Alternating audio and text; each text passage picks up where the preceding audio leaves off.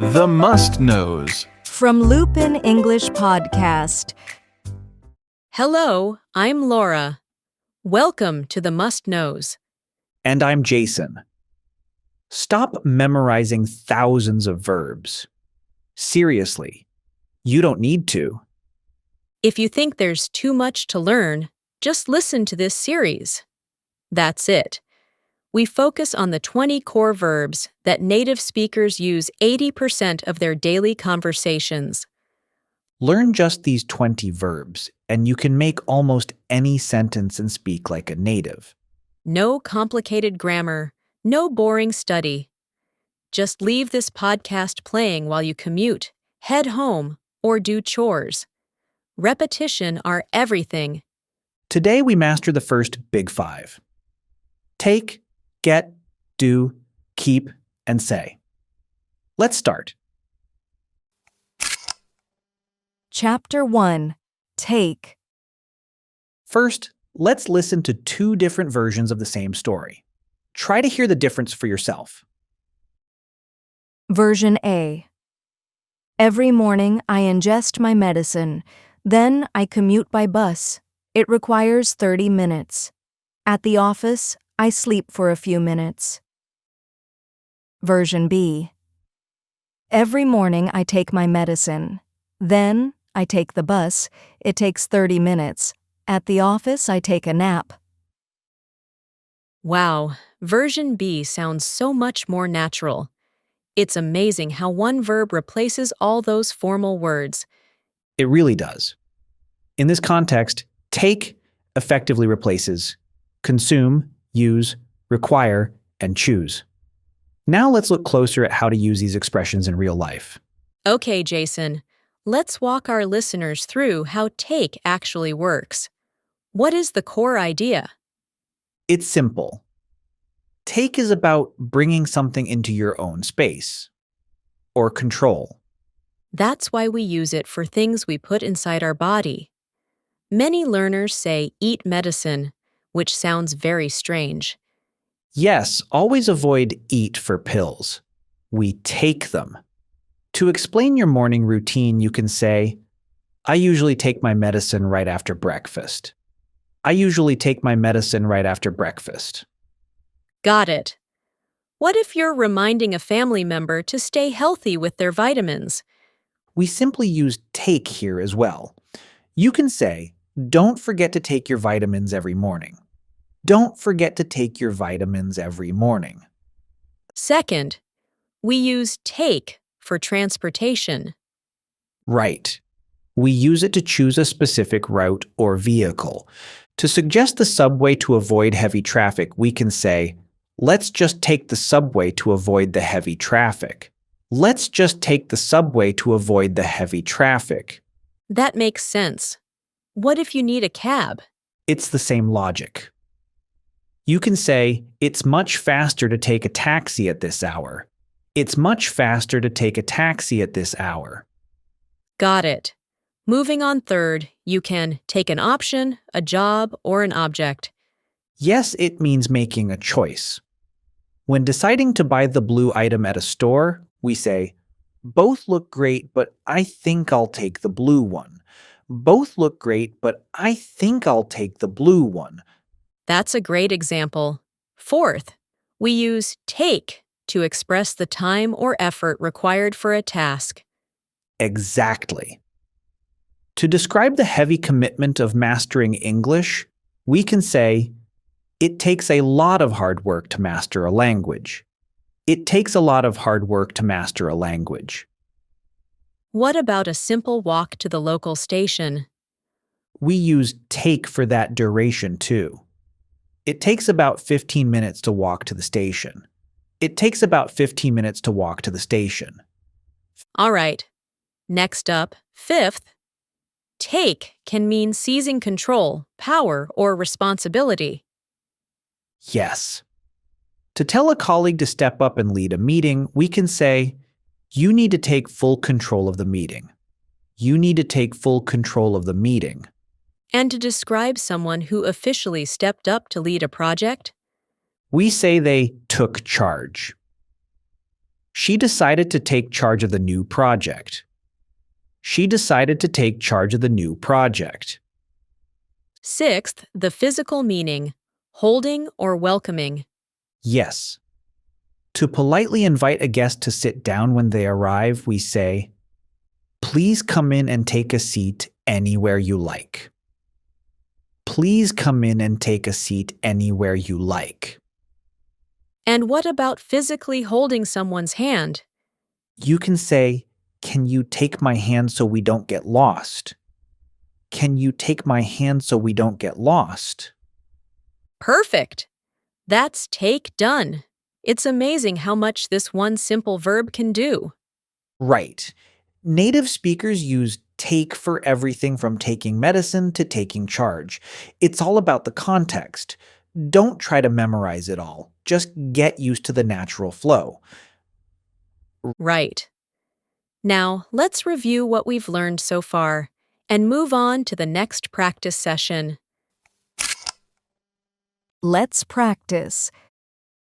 Now it's your turn. I'll ask you 3 questions using take. You have 3 seconds to answer before Jason gives you a sample answer. Number 1. How do you usually get to work or school? I usually take the bus. I usually take the bus. Or, I take the subway. I take the subway. Number 2. How long does it take you to get ready in the morning? It takes about 20 minutes. It takes about 20 minutes. Or, I'm pretty fast. It only takes me around 10 minutes. I'm pretty fast. It only takes me around 10 minutes. Number 3. When did you take your medicine? I took it about an hour ago, right after breakfast. I took it about an hour ago, right after breakfast. Or, I completely forgot to take my medicine. Thanks for reminding me. I completely forgot to take my medicine. Thanks for reminding me. Chapter 2. Get. Next up is the MVP of English verbs, get. Compare these two for me. Version A. I arrived at the office. The room became hot. I purchased a coffee. I did not understand the menu. Version B. I got to the office. The room got hot. I went to get a coffee. I didn't get the menu. It feels like version B just flows so much better.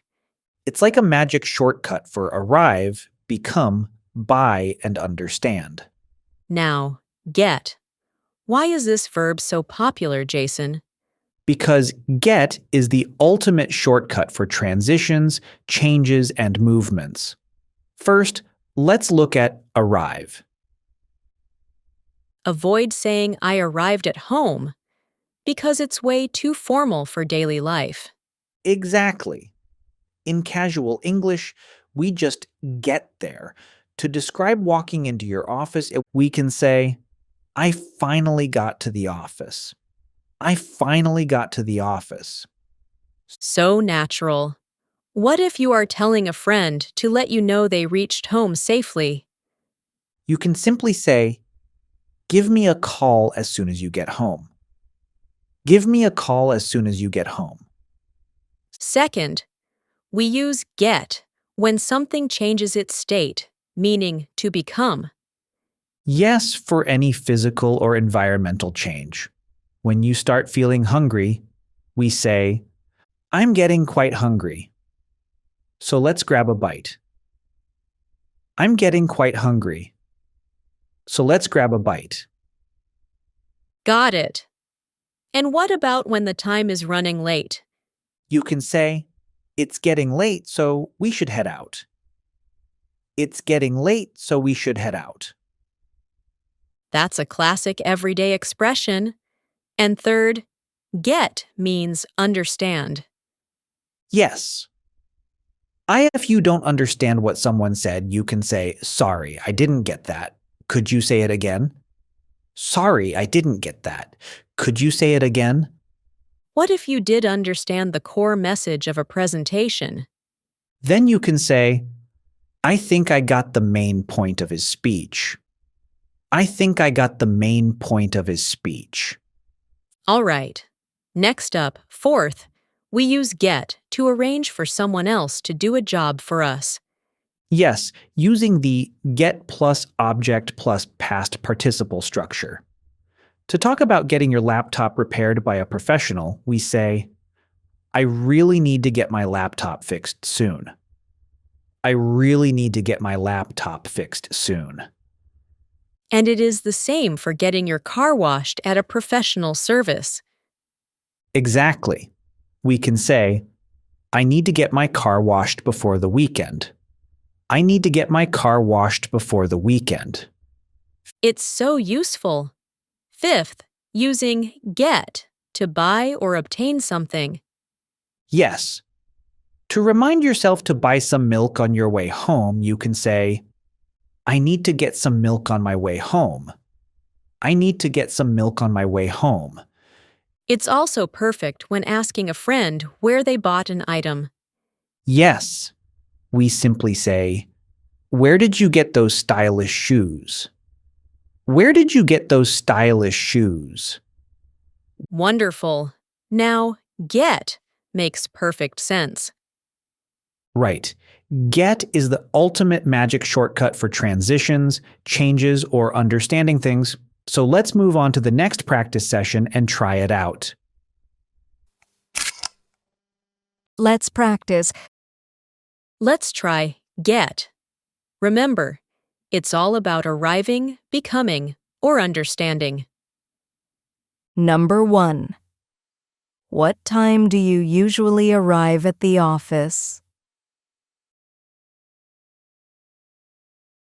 I usually get to the office at 9 a.m. I usually get to the office at 9 a.m. Or, I usually get to the office 30 minutes early to grab a cup of coffee before work. I usually get to the office 30 minutes early to grab a cup of coffee before work. Number 2. Do you get nervous before a speech? Definitely.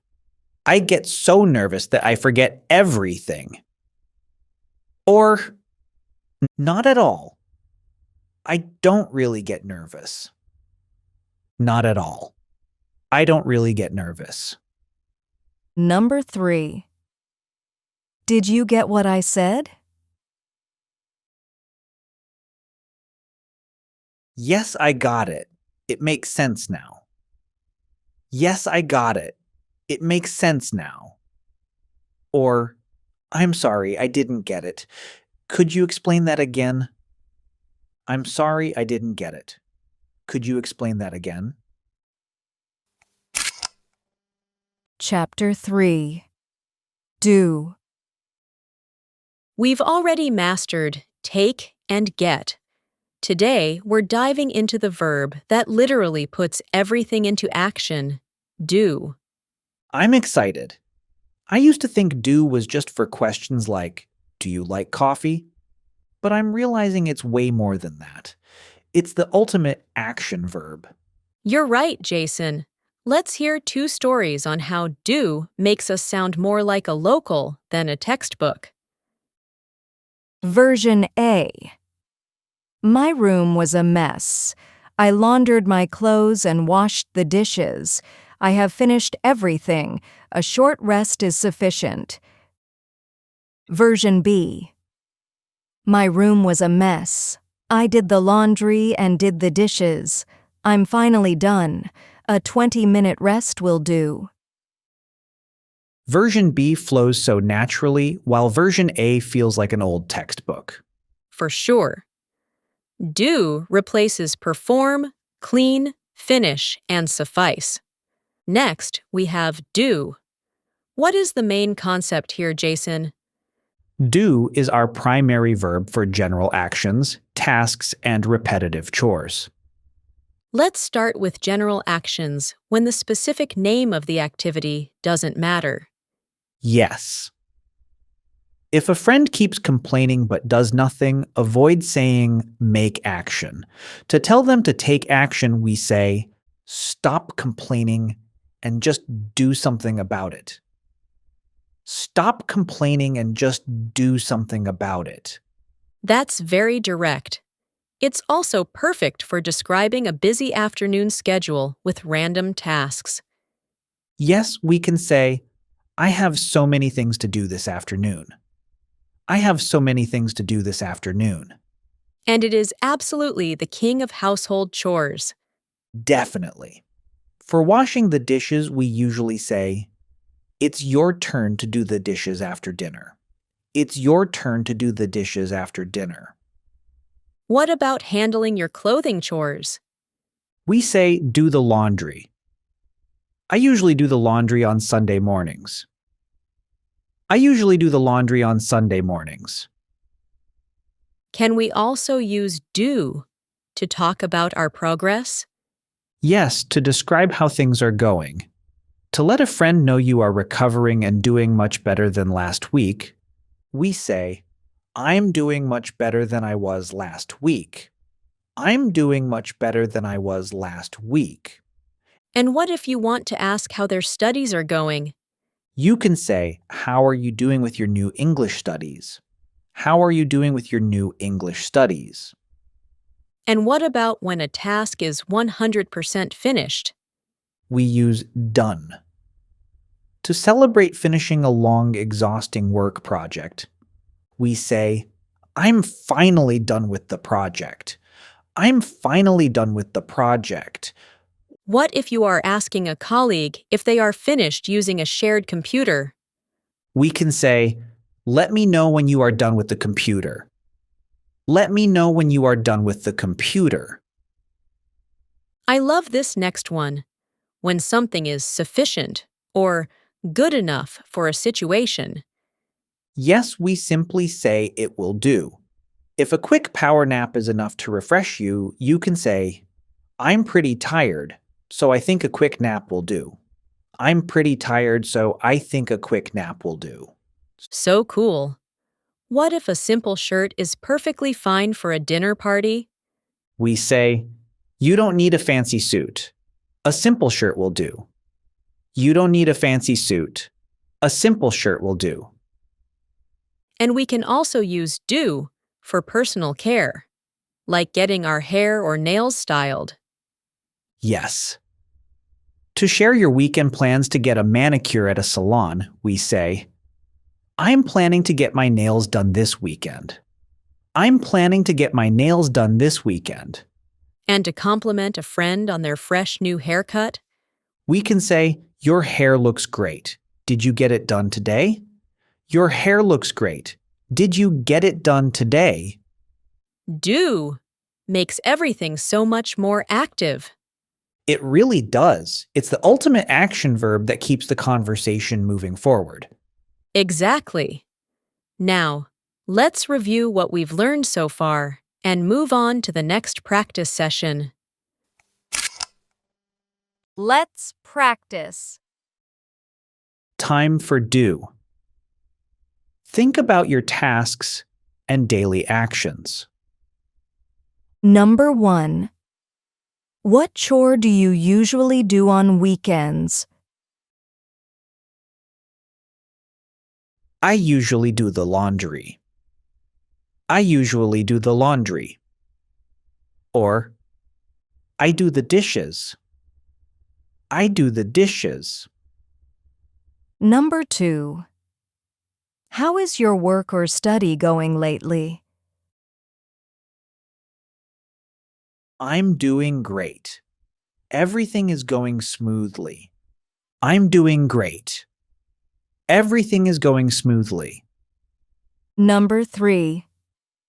If you're exhausted, is a short rest enough for you? Yes, a 10-minute rest will do. Yes, a 10-minute rest will do. Or, not really. A short rest won't do. I need more rest. Not really. A short rest won't do. I need more rest. Chapter 4. Keep. Now that we're done with do, the next important verb we need to look at is keep. That's right. Before we dive into the details, let's listen to two different versions of the same story and hear the difference for yourself. Version A. I store food in the fridge. I continue exercising. I maintain a positive attitude. I do not break my promises. Version B. I keep food in the fridge. I keep exercising. I keep a positive attitude. I keep my promises. Version B sounds so much more committed. And it's amazing how this one simple word can do all of that. It really is. Whether you are saving food or continuing a habit, keep is often the only word you need. Exactly. Now, let's move on to the next session and dive deep into keep. Let's look at keep. What is the superpower of this verb? Keep is the ultimate verb for consistency, storage, and maintenance. First, storing items in their place. Avoid saying, I save my keys in the drawer. That sounds like you are rescuing the keys from danger. Yes, we keep physical items in their spot. To ask where the spare house keys are stored, we say, where do you usually keep your spare house keys? Where do you usually keep your spare house keys? Very clear. What about telling someone to store highly important files securely? We can say, you should keep these files in a safe place. You should keep these files in a safe place. Second, we use keep to continue doing an action. Yes, keep plus ing means continuing without stopping. To encourage a friend to not give up, we say, you're doing great, so just keep going. You're doing great, so just keep going. And to describe someone who continued working through exhaustion, We can say, she kept working even though she was very tired. She kept working even though she was very tired. that's a great example of persistence. And third, keep is about maintaining a specific state or condition. Right? To give advice about staying optimistic, you can say, it's important to keep a positive attitude. It's important to keep a positive attitude.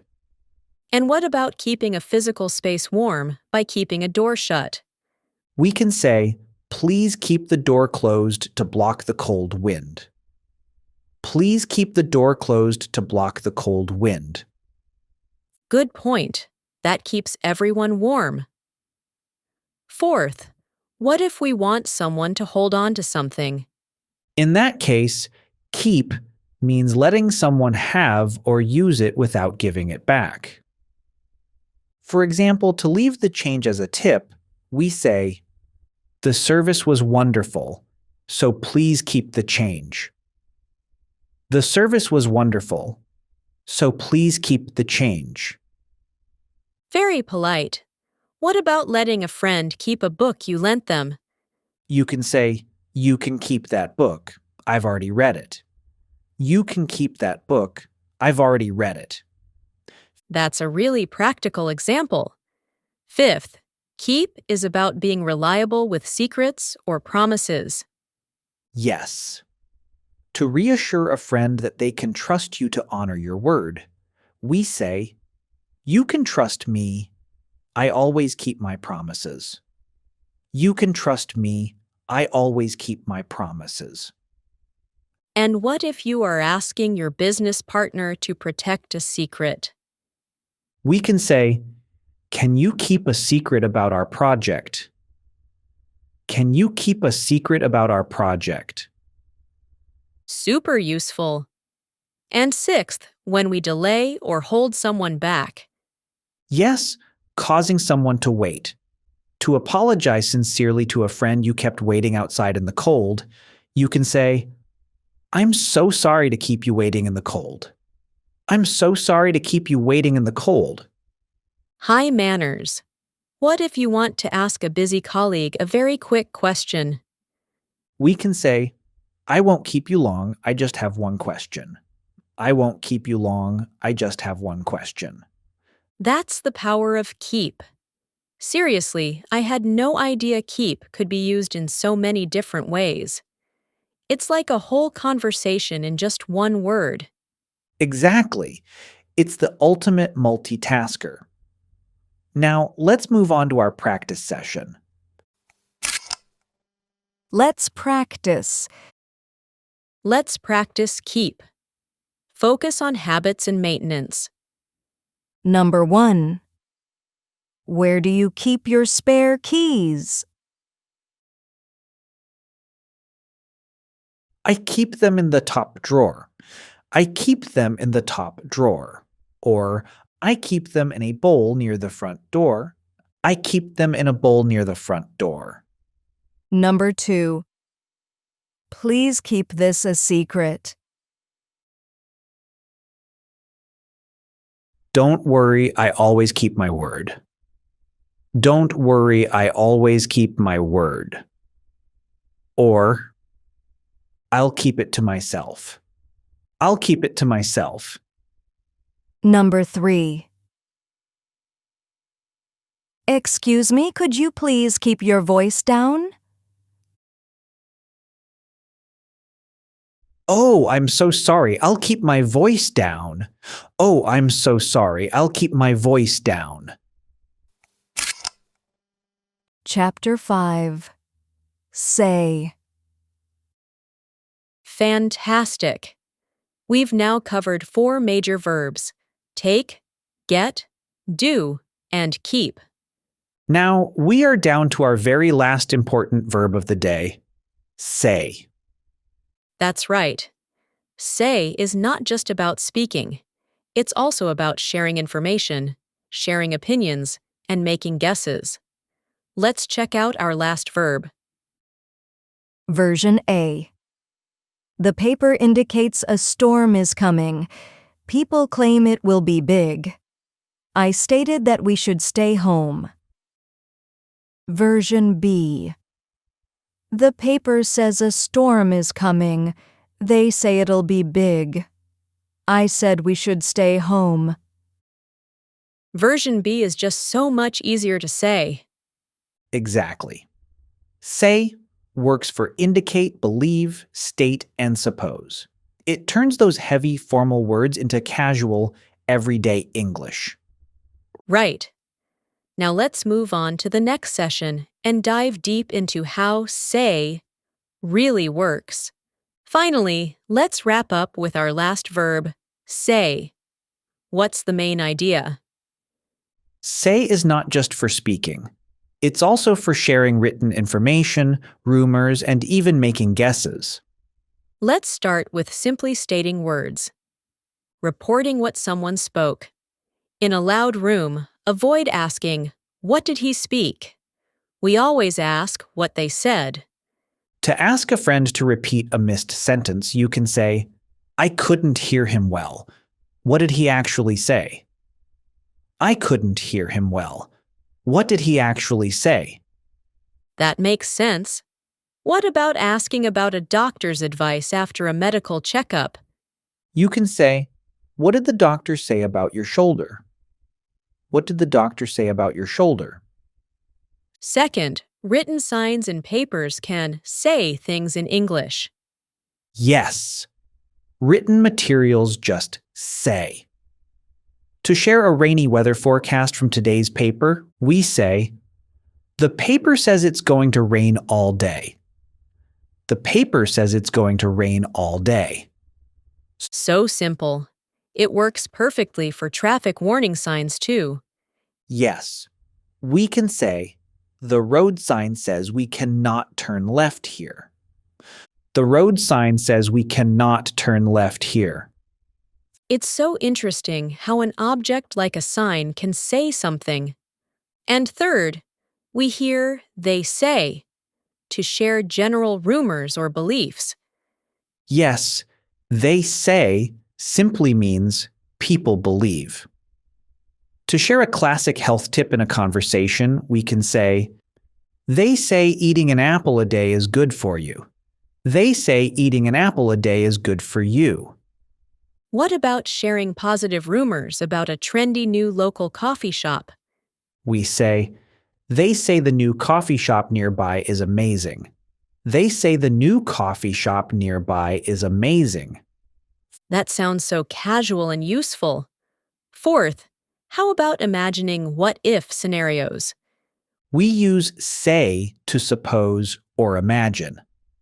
To start a fun conversation about winning the lottery, we can say you win the lottery, what would you buy first?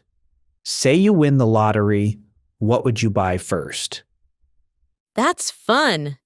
It's also great for planning backup routes in case of a travel delay. Yes, we can say you missed the train, what is your backup plan? Say you missed the train, what is your backup plan?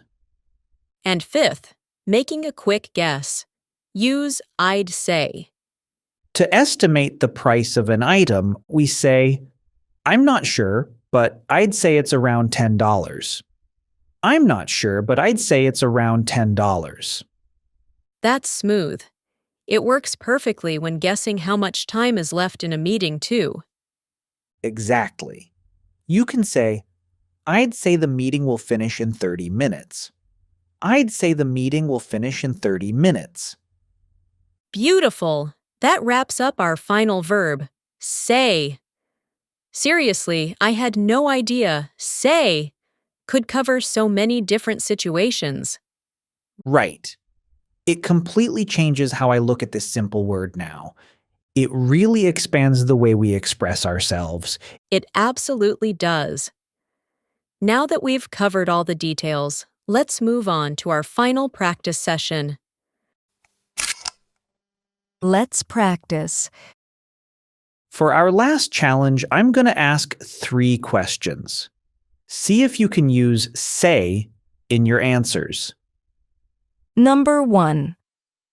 What does the weather forecast predict for today? They say it's going to be sunny. They say it's going to be sunny. Or, the forecast says it's going to rain. The forecast says it's going to rain. Number 2. There's a new restaurant nearby. What are people's opinions? They say the food is amazing. They say the food is amazing. Or, they say the food isn't that good and it's too expensive. They say the food isn't that good and it's too expensive. Number 3. How much do you think this coffee costs? Just guess. I'd say it's about $5. I'd say it's about $5. Or, I'm not sure, but I'd say it costs at least $6. I'm not sure, but I'd say it costs at least $6.